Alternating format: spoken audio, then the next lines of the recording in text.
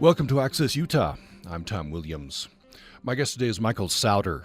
He is a longtime yoga practitioner, poet, scholar, Sanskritist, essayist, and father who writes about wilderness, fatherhood, yoga, Buddhism, and interspirituality. He's an emeritus professor of English and an affiliated faculty member of yoga studies and religious studies at Utah State University.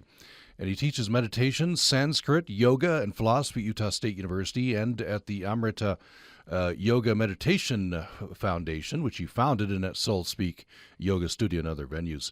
We're going to talk about his new book, Sacred Letters, Sanskrit, Yoga, and Awakening the Divine, which is a meditation on the letters of the Sanskrit alphabet. Michael Sauter, thanks for coming back in. Hey, thank you so much for having me come back on your show. It's always just a great pleasure. I just like to praise you a little bit that you're my favorite person to be interviewed by because you really spend time with the book and read it, and sometimes you feel like the interviewer may or may not have read your book, so I really appreciate it. So thank you. Appreciate that. And you produced some nervous moments on my show. You had this is a couple of years ago. You said let's do a program on meditation, right? Which meditation includes silence, right? Yes, which is anathema for radio. Exactly. But we did. I don't know. It was a minute, maybe. We warned listeners. 3 or 4 minutes. Yeah. We're going to have some silence on the radio. And here's what we want you to do during that time. That was pretty memorable. Yeah, that was super fun. Yeah, I know that was strange for you guys. Yeah, it's kind of normal for me. But right. So why this book? Let's start there, and then we get into a little bit of your journey here. Great. Okay, great question. So, I started practicing yoga and meditation in 1975, kind of showing my age here, when I was in college, and really fell in love with it. And over the years, practiced different kinds of chanting and mantras, and so was using the Sanskrit language, which is the language of yoga, Sanskrit being an ancient Indian language, and it's, as I said, that language of yoga. And so I was chanting and, learning this and that a little bit about it. But then about 10 years ago, I knew I was going to be retiring before too long. And so I started the formal study of the language. And Sanskrit is a very difficult language. It's a beautiful, gorgeous language, but also difficult to learn. Most Sanskrit scholars still call themselves students of Sanskrit because there's always so much to learn. And so I started studying Sanskrit with several different teachers. And so I decided to write a poem about learning Sanskrit. And so I'm in a writers group with my wife, Jennifer Siner, also a writer, and some of the other faculty at Utah State. And so I wrote this 2 or 3 page poem about learning Sanskrit. And Jennifer, my partner, she said, she felt like I just had so much more to say about it that, what about a whole book about learning Sanskrit? And I thought, oh, that's a great idea. So I started thinking about it. And, I have this big dictionary, which is the kind of foundational English Sanskrit dictionary published in 1879. I think it's 1879. And so I got a copy of that dictionary. And I just thought, well, what I think I'll do is I'll just go through the letters in the dictionary and just read all the words under each letter. And as I'm reading the different words and definitions under that particular letter, I would just wait until either a word or the letter itself just inspired a poem. And so I wrote one poem for each letter. Some of the letters have more than one poem.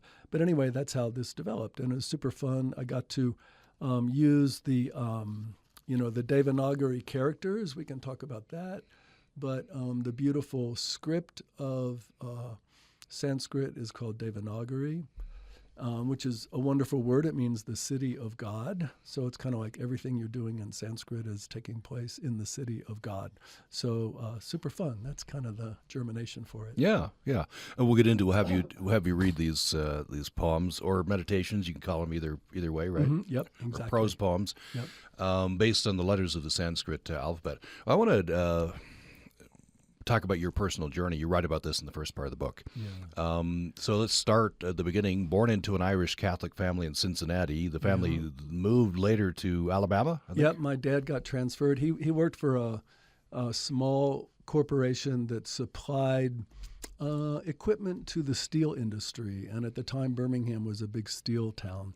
And so when I was 9, we got transferred to Birmingham. This was like in the mid-'60s, and the civil rights movement was happening. And it was interesting because the Catholic schools in Birmingham were really progressive, and they integrated really early. And I was kind of educated by these monks, and not monks, but priests and nuns who were, super progressive people. And it was just really interesting in this big ocean of Southern conservatism to be educated by these liberal teachers. Anyway, so Yeah.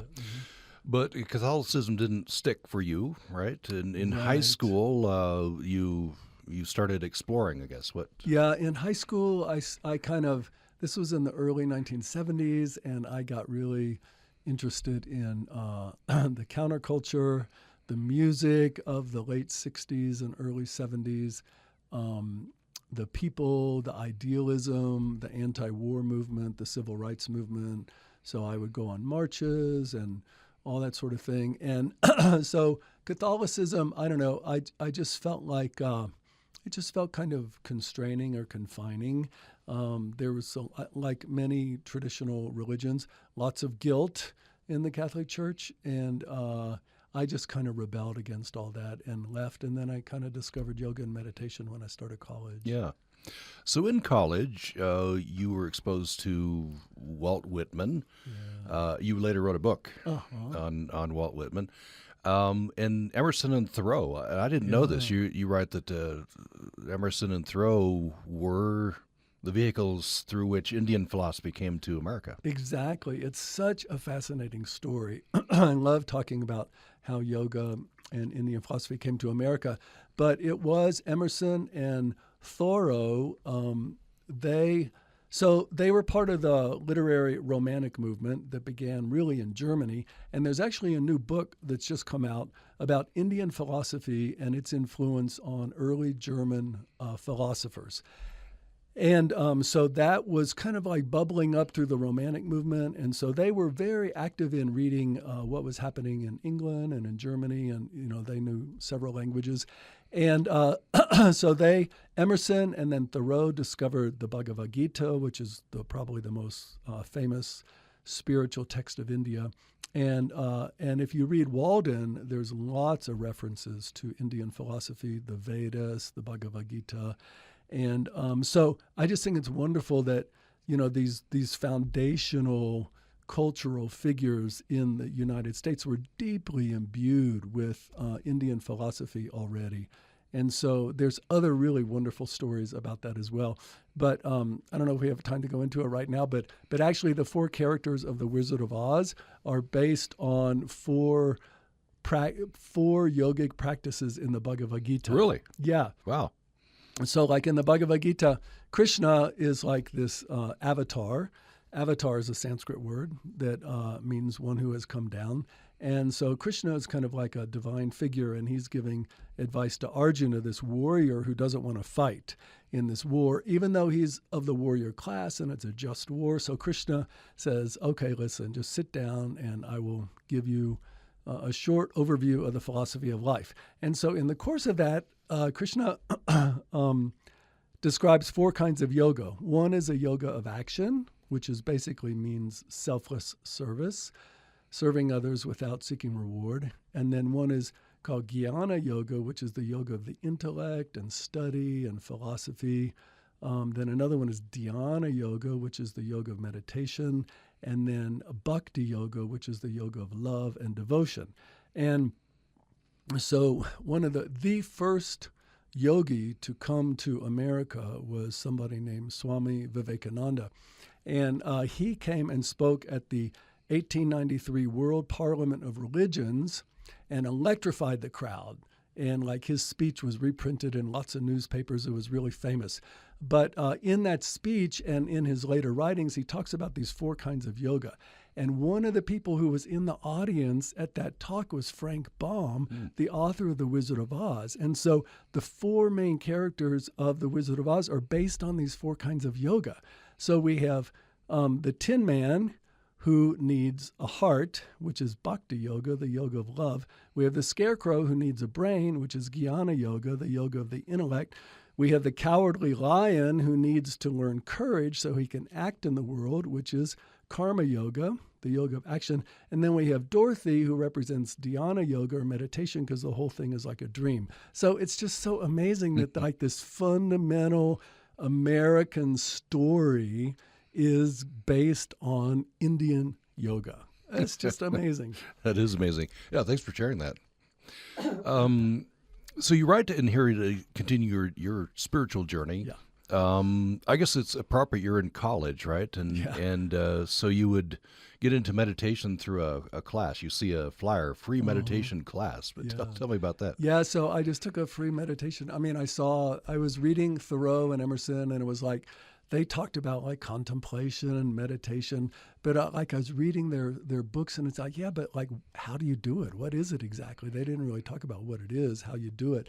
And so then one day I just saw this flyer for a free meditation class, and so I showed up, and you know, when I walked into the classroom and met the teacher, it was not like, he wasn't like a professor. He was just like renting the room or using the room, and he was just like the most amazing person. I mean, it was like he just had the most open, loving gaze. He would look at you right in the eyes, no sense of nervousness or fear or competition, just like this open, loving gaze. And it's like, wow, something's going on here. So I started practicing meditation with him. He recommended some books for me to read, and I just jumped in with both feet, and have been practicing ever since. Yeah. So meditation, and then that's intertwined with yoga. Then, or you get into yoga at that point? Yeah.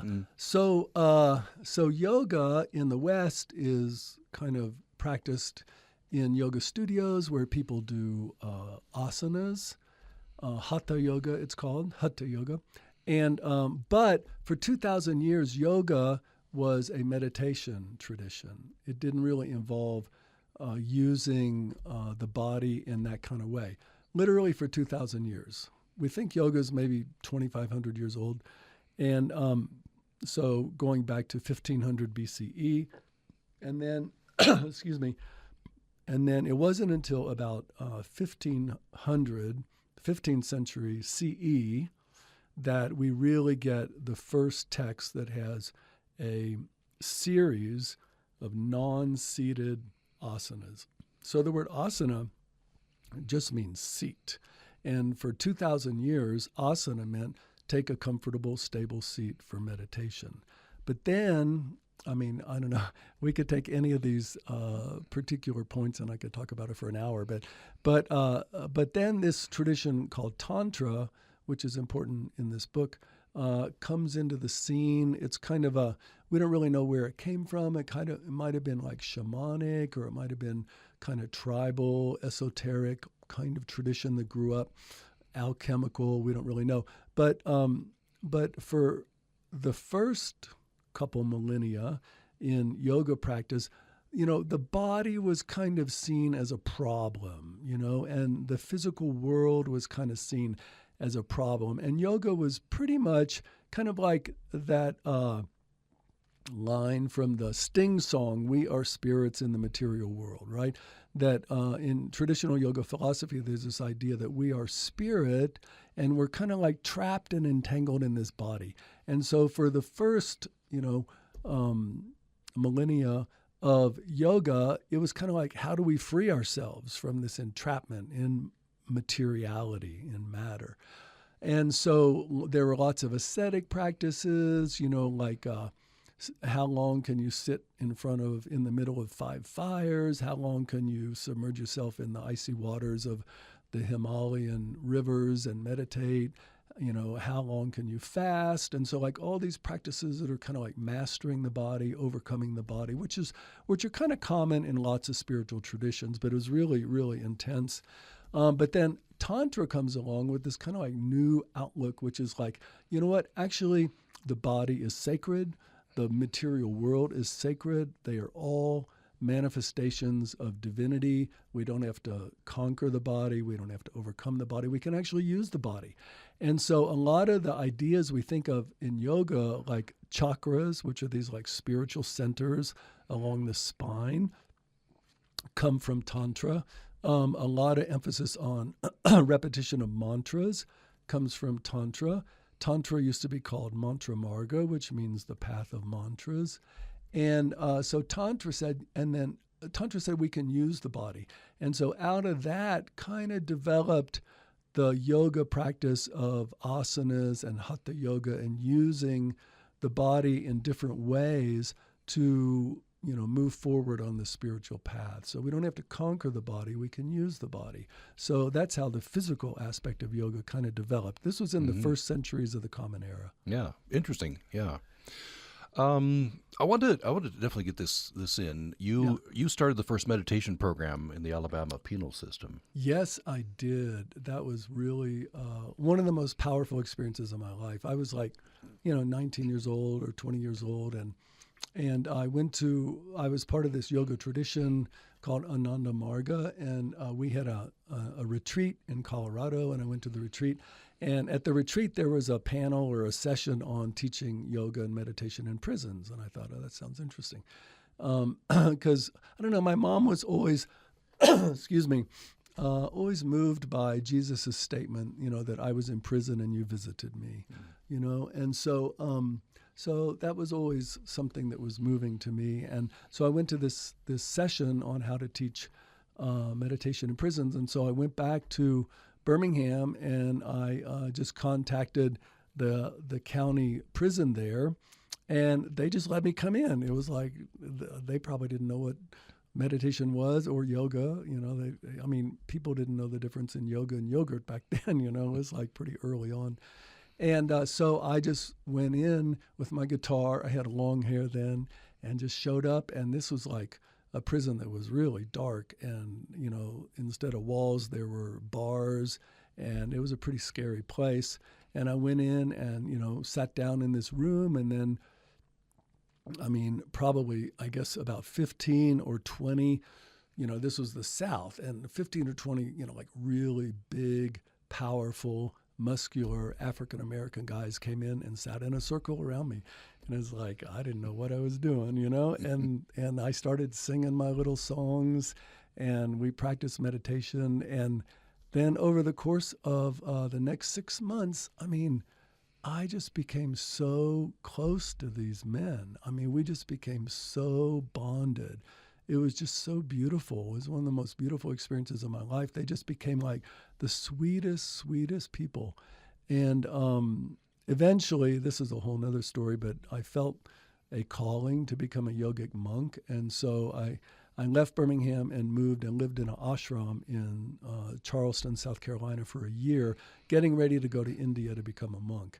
And so I had a friend who was going to take over the program there, but then he had something come up and he couldn't take it over. And so one of the saddest days of my life is when I had to go in and tell those prisoners, I wasn't coming back. No one was coming back. The program was over. And it was a really hard scene. They were super upset. But it was one of the most powerful experiences. And then I also taught at the Pocatello Women's Correctional Center for 3 years. And then I've taught at the local jail here in Cache County. And so it's a really powerful thing to do. Yeah. It's amazing. People come in and sit down and, you look in their faces, right? And their faces are, usually there's a lot of anxiety and tension. And then at the end of the hour, their faces have just, not always, but, their faces have often just softened and opened. And it's just a really powerful experience. Mm-hmm. Yeah. What's happening there? And I guess we'd take an hour on this, but they've softened. What is happening with this practice of meditation that helps them to get to that place? Yeah, that's a great question. So, a lot of our anxiety and trouble and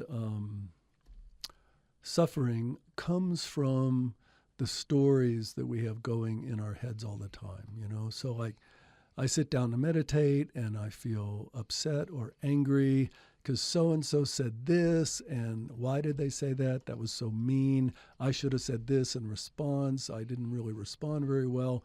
This was a disaster. My boss overheard this, or, whatever. So we have all these stories going on in our head, and it creates a lot of anxiety, and it has, physical manifestations in the brain, in the amygdala, the brainstem, and releasing cortisol and these other, stress hormones.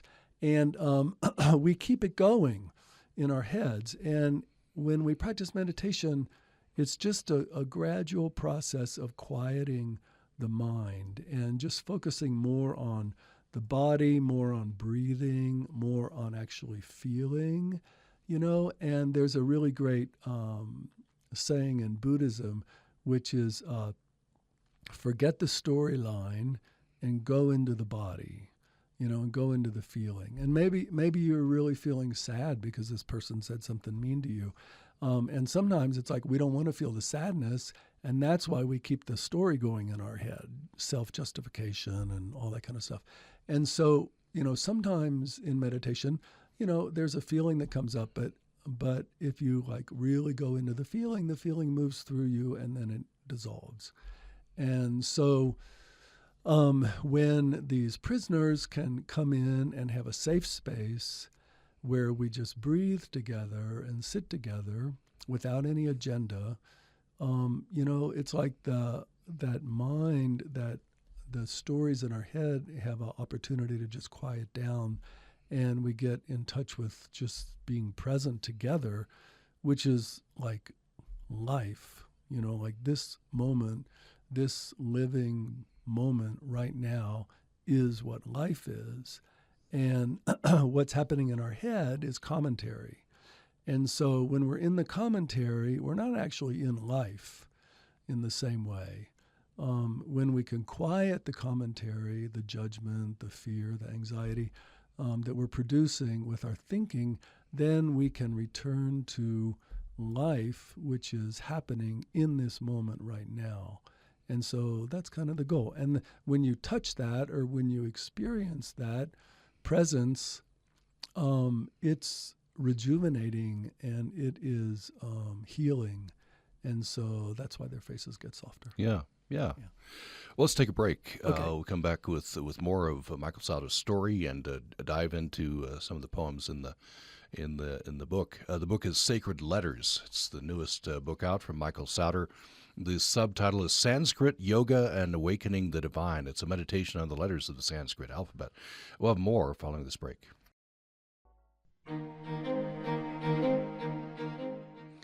You're listening to Access Utah. I'm Tom Williams. We're talking with Michael Sauter. He's a longtime yoga practitioner. He's a poet, scholar, Sanskritist, essayist, and father. He writes about wilderness, fatherhood, yoga, Buddhism, and interspirituality. He's an emeritus professor of English and affiliated faculty member of yoga studies and religious studies at Utah State University, where he teaches meditation, Sanskrit, yoga, and philosophy at Utah State, also at the Amrita Yoga Meditation Foundation, which he founded, and at Soul Speak Yoga Studio and other venues. We're talking about his new book, Sacred Letters, Sanskrit, Yoga, and Awakening the Divine, which is a meditation on the letters of the Sanskrit alphabet. And let's see, you can find Michael Sauter at michaelsauter.org. Yes, as well. I have a website. You can see his previous books there as well. Might be a student in some of those.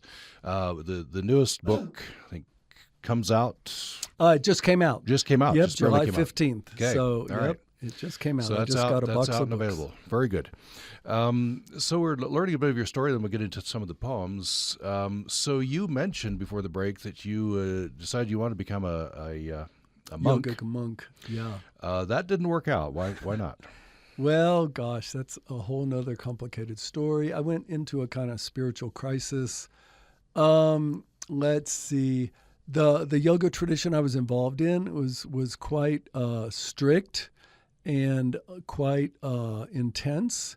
And in that tradition, I mean, I had really powerful spiritual experiences. But we had a tradition of monks and nuns. And in this tradition, you take the vows of a monk, and then you are sent to another country to teach yoga and meditation, and you never return to your home country again. You never see your family again. And the idea is that you become a citizen of the world, and you love all people equally. So you don't have family, you don't have, you're not involved with relatives, children, parents, and, you no longer have favorites. And the ideal is that you love all of humanity equally. So it's a very high kind of ideal, but it is very intense. And so I went and lived in an ashram in Charleston, South Carolina, a beautiful house right on the beach. It was very cool. And I don't know, over the course of that year, I just kind of felt like I couldn't leave my mom forever, you know what I mean, and never see her again and break her heart and break my heart. And I just didn't think I had it in me. And actually one of the themes that's in this book that it may not come out really explicitly, but it's in there. But that is in about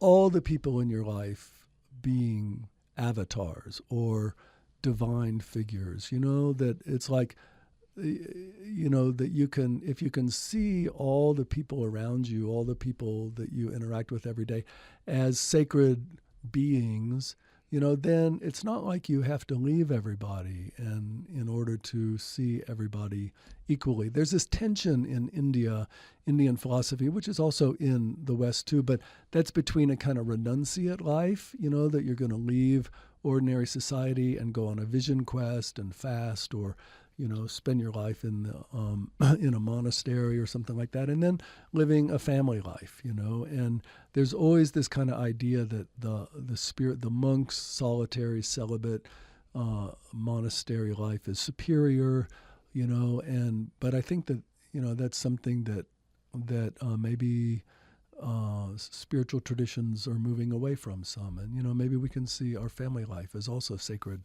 and divine, and we don't have to leave everyone to do that. So I had a kind of spiritual crisis. I also found out some things about the tradition I was involved in that I didn't feel really good about. So I left that tradition, went through a kind of spiritual crisis, got married, went to law school, which was like being in a car accident after everything I'd been involved with before.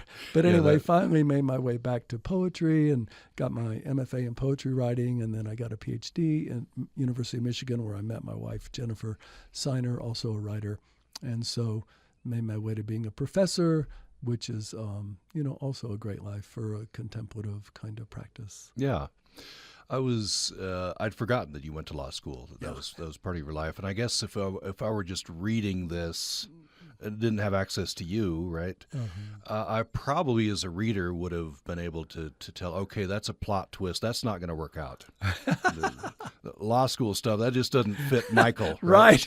I know. It was really bad. I mean, it was like I'd been around all these like idealistic people who were having powerful spiritual experiences, and monks and nuns, and everybody was blissed out. It was really awesome. And then I went to law school, and it's like, anybody there cared about was money and career and, success. And all the law professors, they were like brilliant, but like, I didn't think they were like great human beings. I thought they were great minds.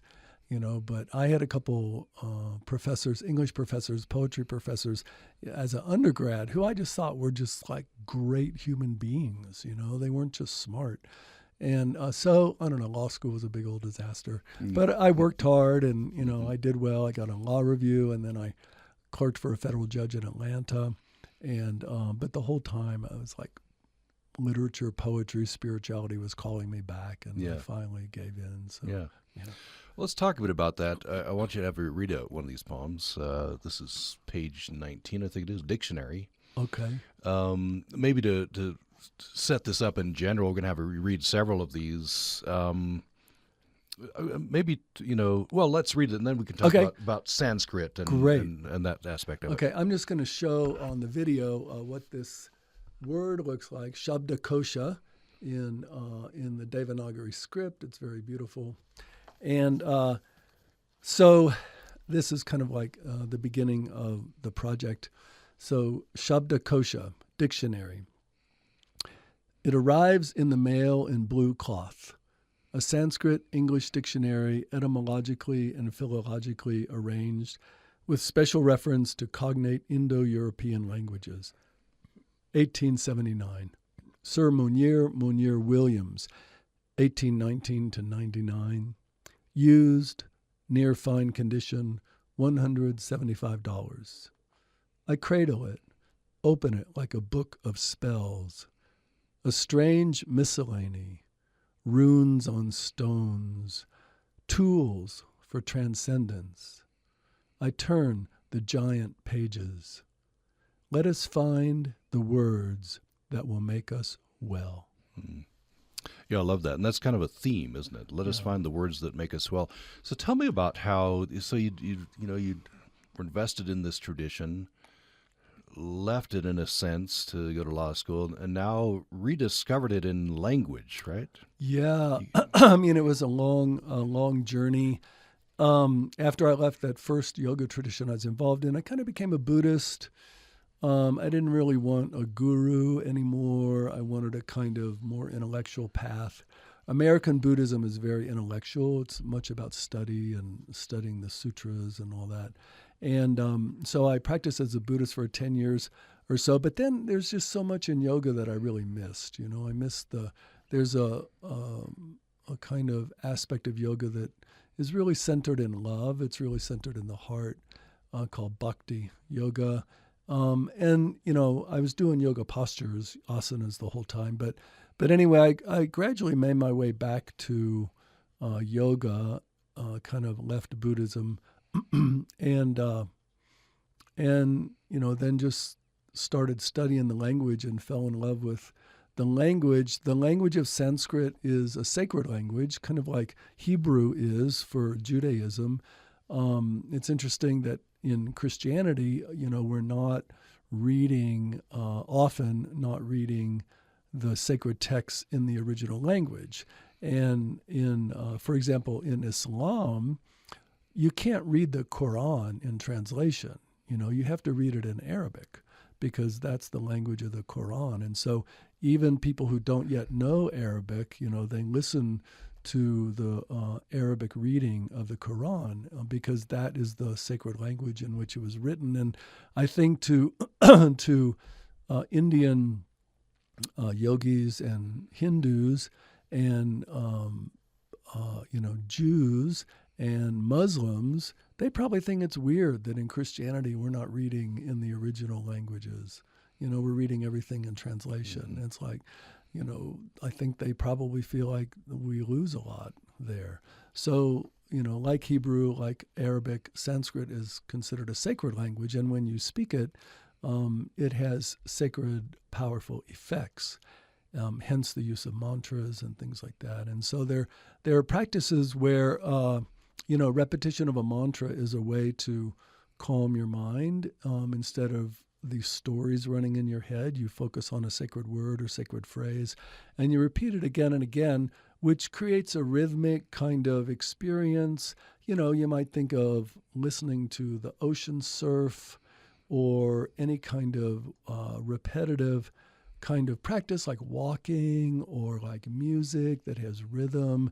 Repetition of mantra, it quiets the mind, soothes the mind, and so we get out of these crazy stories that we're always running in our head, which are mostly based on fear and anxiety or worry or regret or, you know, things like that. Eckhart Tolle, contemporary meditation teacher, you know, he says that like, you know, 95% of our thinking is not only not helpful, but downright harmful, you know? Mm-hmm. So we're always beating ourselves up. We're always regretting things we've done. We're always, you know, have plans that may or may not be all that good for us. So mantra works like that. But it's interesting that like sometimes, like I have a guru in India and there's a friend of mine, she gave him the practice of just writing the mantra in Devanagari script again and again and again, instead of repeating the mantra in your mind, just writing it. And so the whole practice of writing Sanskrit, writing in Devanagari, is also a kind of spiritual practice. So yeah, so Sanskrit is just it's really awesome. It's a difficult language to learn, but it is just a beautiful language, and the script is particularly beautiful, I think. Mm. Well, read us a couple of poems from Okay. your meditations. All right, let's see. So this is just a kind of short one. It's kind of about the first time I had a kind of spiritual experience. I was like, well, I'll read it. It's when I was in college. And this one is based on the letter U, which is like our U. And I should probably talk at some point, if we have time, about how English is related to Sanskrit. They both descend from a mother language, Indo-European. So there are a lot of cognates and commonalities. But anyway, we have the letter U. And then some of the poems or meditations are just based on the letter itself. And then some of them are based on a single word that appears under that letter in the dictionary. And so this one, Ushas, is an ancient Indian goddess, the goddess of the dawn. Excuse me. So this is the letter U, Ushas, goddess of dawn. I was 19, standing in the driveway before sunrise, thinking of Emerson's words about the self. A dark blue winter southern sky sphered overhead. In a holly on the hill, a mockingbird woke, flinging grace notes, trills, chattering about the bounty of crimson berries, I supposed. Vines heavy with dew, draped the loblollies of the dark woods.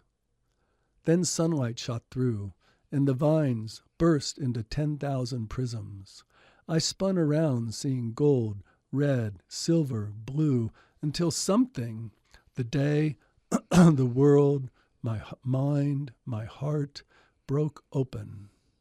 The mockingbird flew up, singing that we would live forever, all the words written on its wings. Mm.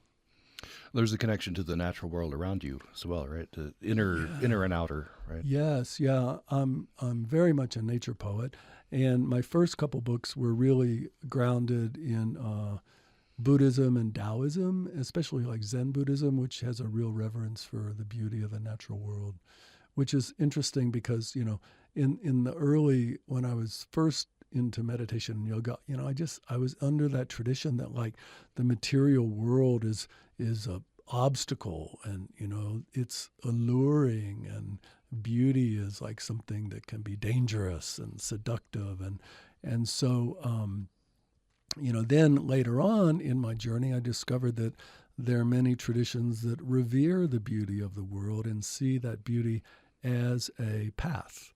That I think the Greeks said that beauty was a calling. That the beauty of the world is calling us toward the spiritual. Plato has this idea of a ladder of love, that we experience the love of a person, which leads us to higher kinds of love. We experience till we get to this idea of love itself, and then a kind of universal idea of love. So yeah, so the natural world is very important to me. Yeah. Well, you have several. Let's hear another one. Yeah. Great. So my children have given me many poems, and let's see. I wanted to maybe read one that kind of has one of my sons. Maybe I'll read two that have my sons in them. Well, I'll read this one first. This one is called Leela, and here's what it looks like. And Leela is a Sanskrit word that means play.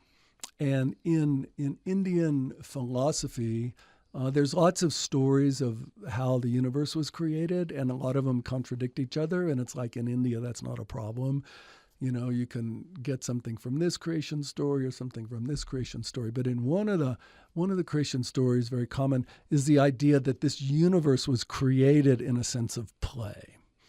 That this whole universe is a kind of play happening. So this is the letter L. pronounced like the English L in let. Lila, play. Let's define it as something done for its own sake, its own joy. All art affirms this, or should. We don't listen to Tchaikovsky's Fifth Symphony in order to do something else. So on days when I was home and the house was still, in those vast hours of childhood, we built Lego towers to the ceiling, your nimble hands fitting the pieces together, delight in your clear blue eyes, imagination leaping forth like winged Athena. I made you grilled cheese and tomato soup, and sweet pickles swam like dolphins across your plate. This before you went away to desks in rows and columns, bell times, and unkind kids. Later, you made 100 stop-action films that no one ever saw. Designed origami bees, 100 with a hive you hung from an ash branch, fitted in a pot for a tree. It won first place, but that's not why. So many nights I sat on your floor and sang our family lyrics to Brahms' lullaby, stars aglow on your ceiling as you flew away to dreams you'd shape the next day with your hands. Now I read in an ancient book that the universe was created in Leela, revelry, play. Ask what it means and you miss the point. There is no point.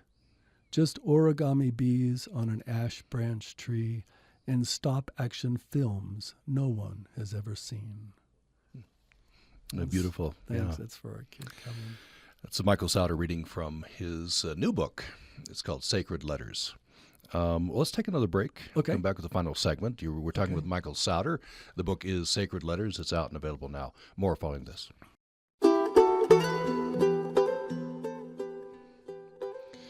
Thanks for listening to Access Utah. I'm Tom Williams. We're talking with Michael Sauter. You can find him at michaelsauter.org. His new book is called Sacred Letters, Sanskrit, Yoga, and Awakening the Divine. It's a meditation on the letters of the Sanskrit alphabet. And we have another about 7 minutes left with Michael Sauter. Maybe I should have gotten this a little earlier, but I definitely want to talk about this, Michael Sauter, one of the important experiences of your life. I want to just read from your book here. This is Michael Sauter. Now you're in Logan on your life's journey. I entered into a painful dark night of the soul. Whenever I sat for meditation, I was plunged into sorrow. A dark, raw, painful feeling filled my heart and body. I didn't know its source, but the sorrow felt old, even ancient. For 10 years, the only thing that kept me returning to my meditation was that afterwards, I somehow felt a little lighter. The second thing that happened, you say, was as I went deeper into this dark, raw, painful night of prayer, I began to feel something else, a sense of presence with me. So tell me the short version of this long experience. Yeah, it sounds kind of unbelievable, magical, or miraculous. But yeah, so excuse me. Lots of spiritual writers talk about this idea of the dark night of the soul, and which was really coined by Saint John of the Cross, who was a 16th century Spanish mystic, a monk. And he coined this idea of the dark night of the soul. Lots of times on our spiritual path, we are plunged into a kind of darkness, a darkness of unknowing, a kind of painful experience. And John of the Cross says that, like, when we're in that darkness, that it's actually the light of God, the light of the divine that's shining on us, but it is too bright for our psychology and our senses to apprehend, and so we experience it as darkness, kind of like staring into the sun, And so he says that, like, the practice then is just surrender. You just surrender into this darkness, into this painfulness, and it's a practice of maturation, of maturing, and really practicing not my will but thy will, And so I went into this 10-year period of meditation, which seems so long ago. But I also felt like as I was entering this dark, painful experience, every time I sat for meditation, I would just be plunged into this dark, raw, terrible kind of painful feeling. And like you said, Tom, the only thing that really kept me meditating was that afterwards I felt a little lighter, and I came to this kind of realization, which is, I'd done a lot of therapy, and it's important in therapy and Buddhism that when you experience emotion, it moves through you. And so like if you're carrying around grief or sorrow and you're trying to push it away and put on a happy face, it doesn't go away. It stays there and you lug it around. But when you feel it, when you let yourself experience that painful feeling, painful emotion, the feeling of it is it's moving through you and out of you. And it has to move. Emotion comes from the word motion. And so, if you're not feeling these feelings, they get stuck. But if you're letting them flow through you, it's painful, but it's healing. And so I could tell I was healing the whole time through. But then I also, this is the kind of miraculous part, I also, during this 10-year period, I just felt like I felt this presence with me. I felt this kind of like nurturing, healing presence that was kind of like holding me through this experience. And it felt female. I could tell it was feminine. And, I didn't know what it was for 10 years. And then finally, after 10 years, I discovered like who this was. It didn't just feel like the presence of the divine, it felt very particular, like this female presence. And I finally, after 10 years, discovered who this was. It was a guru, a living guru in India. And so she's been my guru ever since. So. Yeah. Well, it's an amazing story. Yeah, thank you. thanks. Well, let's get at least one more passage in here before we close. This is the letter I, A-I, and I don't know if you can see it right there. And then under it is, well, this is based on a couple words. So I, 12th letter, pronounced like the I in sky. The letter is an interjection, a name of Lord Shiva, who's the Lord of Yoga, auspicious one. Indra, a name of the goddess Durga. Indrajala, of magic, sorcery, from Indrajala, Indra's net. And then here's another creation story, and the fact that these contradict each other doesn't really matter. In the beginning, Indra, chief of the gods, spread out the cosmos like a great blue net. In each knot, he set a jewel of 10,000 facets. Now, every jewel reflects every other. Each being contains all other beings. This morning, I'm walking home after rain with my child in my arms. Puddles lie around us like fallen pieces of sky. As we walk, Aiden keeps his gaze on me, and I remember how when I was 4, I saw my face inside my mother's eyes. At home, we walk along the porch where windows hold our faces in their hands. In his bedroom, carved animals, coins and crayons, stones and cowrie shells, all our lives collecting tessera, setting them back into their places. So that's just a fun poem about reflections, that like this great creation story that Indra put these jewels in each knot of the net, and each jewel has 10,000 facets, and all the jewels contain all the other jewels. And it's like a metaphor that like how we are all connected. We all contain each other. And so, it's a fun poem to write. That is. Well, we've reached the end of our time. Much more we could say, but you'll have to read the book. Yes, thank you. The book we've been talking about is Sacred Letters, Sanskrit, Yoga, and the Awakening of the Divine. The author is Michael Sauter. You can find him at michaelsauter.org. Michael Sauter, such a pleasure always. Thank you so much. I really enjoyed it. Thanks for having me again, Tom. Thank you. And thanks, everybody, for listening to Access Utah.